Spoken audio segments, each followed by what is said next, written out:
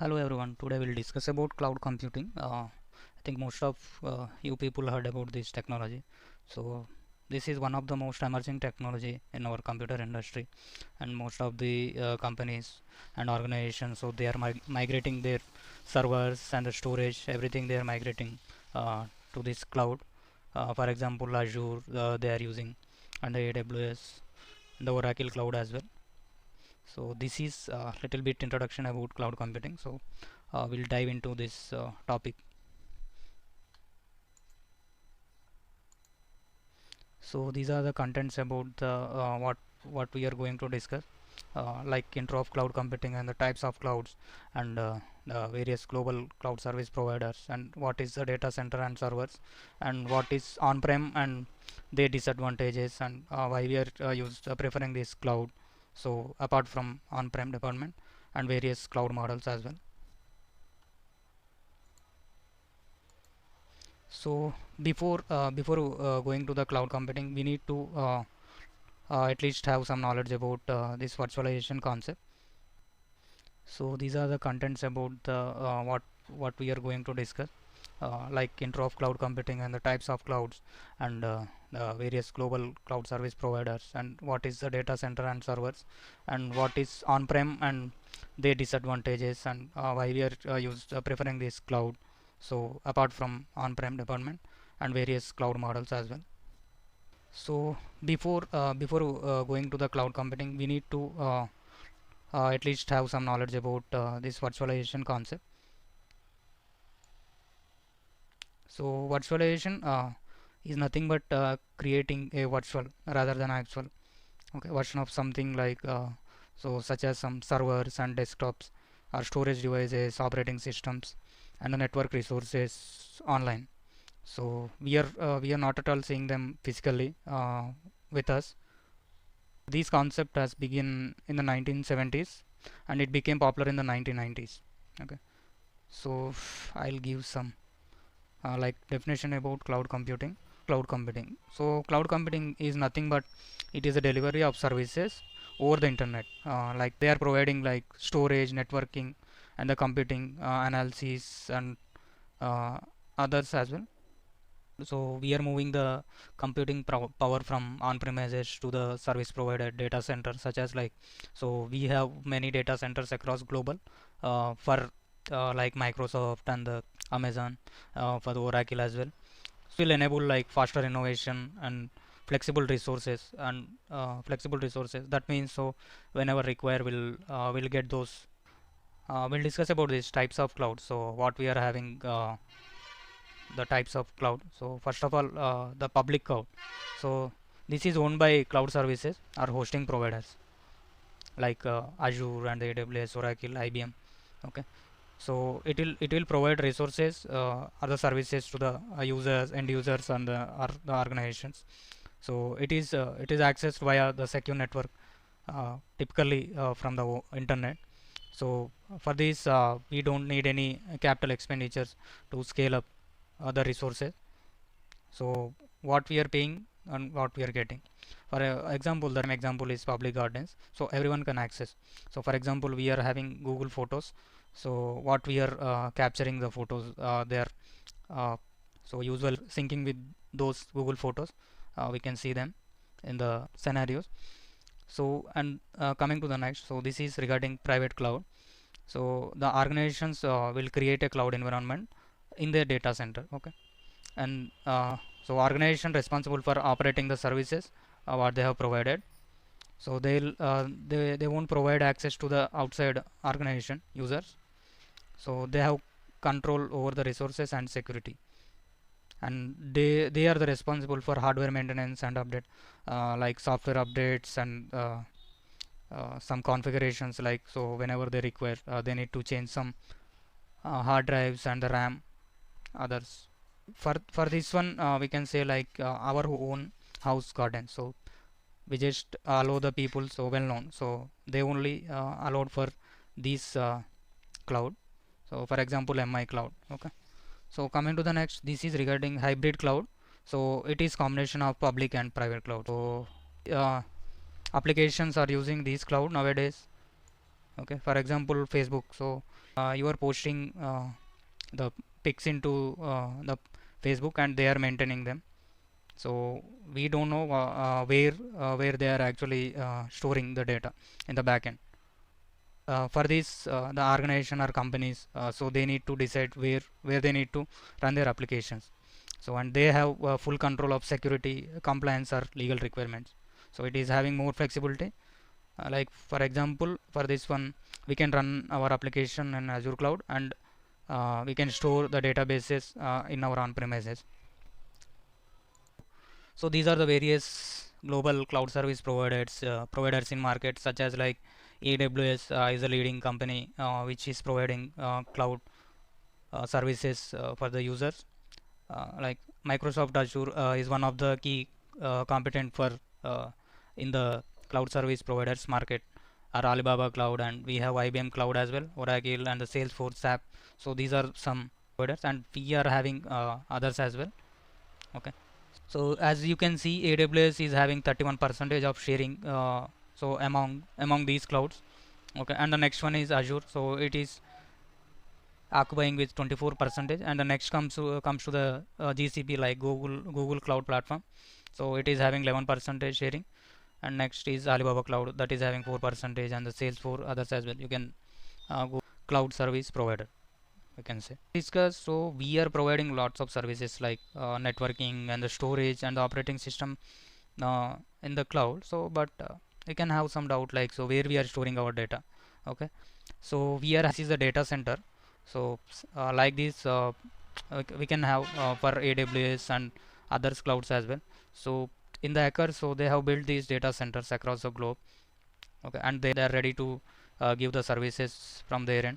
So we can access through the overnet internet. So and we are having some portals for like Azure portal and the AWS portal. Every cloud has their own UI or own portal to access those resources, okay, for the end users or the organization. So inside data centers, we are having the racks like this. So these are nothing but servers. So within a rack we are having like 10 servers, and these servers containing the operating system and the some HD, HDDs or HDDs, and the memory and the power cable. That's it. And they are not having the monitors. So and what is a server? A server is nothing but a computer system which provides the data and the resources or programs to the other users or other computers. So that is nothing but if you are like requesting something. So for example, I need a picture of Taj Mahal. Then it will redirect to the other server which is running at the back end, and that will provide you the output to into your desktop output or your laptop screen.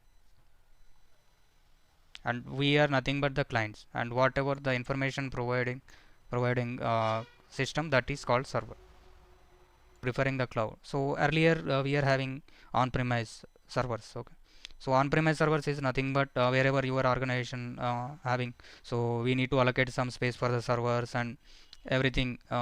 So we need to maintain those servers. So for example, our data will be stored into that. So whatever the data, so we need to maintain, and we need to provide those security for that data. Okay, so and even though small organizations are using this on premise as of now as well. Okay, so and this is like on premise server, that is nothing but it is a physical uh, that is physically present wherever our organization is situated, and we need to maintain them individually. So we have some disadvantages for this on premise, so that's the reason, so we have moved to the cloud technology, and we are mostly using nowadays. So we'll discuss few of the disadvantages. So the first one is we need to purchase those hardwares, and we need to set up the required infrastructure for that. So a huge amount is required, so that is one of the disadvantage. And for the updates and maintenance, it requires more cost. So it is nothing but it is expensive. Okay, coming to the third disadvantage, so we need to spend time, and for resources as well, we need to train them, like IT department. Every organization having this IT department, right? So they need to monitor every time, so for that we need to pay them. Okay, So and the next one need to provide high level security because it is containing some sensitive data, right? So if a end user will complain, that will be a huge like a reputation problem for organization. So we need to monitor 24 by 7. Okay. And we should maintain some good power infrastructure because that may be cause some data corruption failures due to power drops or something. So if a city is some power fail issues, so then it will problem for the organization as well. So these are some advantages of cloud. So that's the reason everyone is preferring cloud nowadays. So for example, first is high availability. The application is high available for the user, like 24 by 7 we can say. So if we can launch a file like our data in our one local system, so that will be created multiple copies for the other data centers as well. We can get those data in other data centers as well, our server. So and the next one is scalability. This is nothing but increasing or decreasing the instances like RAM and storage. Within span of time we can get that. So for example, you are having more burden to your systems, then you can immediately scale up the RAM, for example 8 GB to another 16 GB. Okay. And the next is elasticity. This is nothing but auto scaling. So based on requirement, we'll add those resources, or we can decrease the resources as well. Okay. And the next one is agility. So this is nothing but on-demand service. So within span of time, if you need a VM, then we can get it as a through the portal. If you want one VM, you can just launch immediately. So within like 10 to 15 minutes, so it will be ready for serve. So and the next one is disaster recovery. This is the most important cloud. So if one data center having some failure issues and the servers are not performing well, so immediately it will redirect to the other data center and you will get the data. So for example, in your Hyderabad data center you are facing some issues, then you can get the data from the Chennai data center. Okay. So and the global reach. The customers can avail these services from across the world. So you can get this service from any edge of the globe. Like you can get it from the India, or you can access it from the China or the Canada, like that. And the next one is customer latency capabilities. If some customer sends a request, so they'll get immediate response. So without delay, so they'll get the response. Okay. And the next one is predictive cost consideration. This is like pay as you go model, and operational cost is less. Pay as you go model means so you are using one VM, so you need to pay for that. So you don't need to pay for another extra VMs as well. So whatever you will get, you will pay for that. Okay. So this is the most vital advantage of cloud. So and the next one is security. So most of the cloud service providers they are providing more security than our physical data center.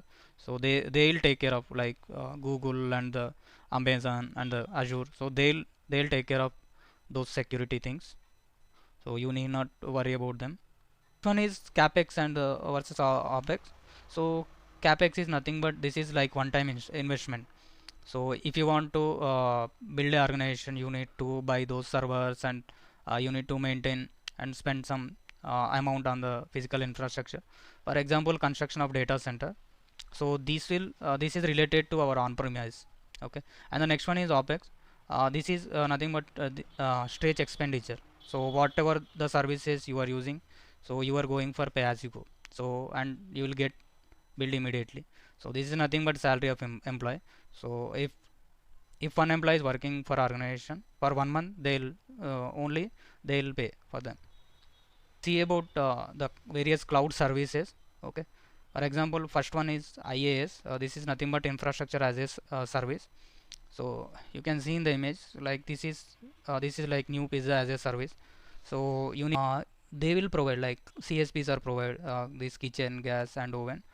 So and we have to manage this. So they'll provide this, and the other than like pizza dough and toppings and the cook the pizza. So this will take care by us. Okay. So every organization starts with this IaaS initially.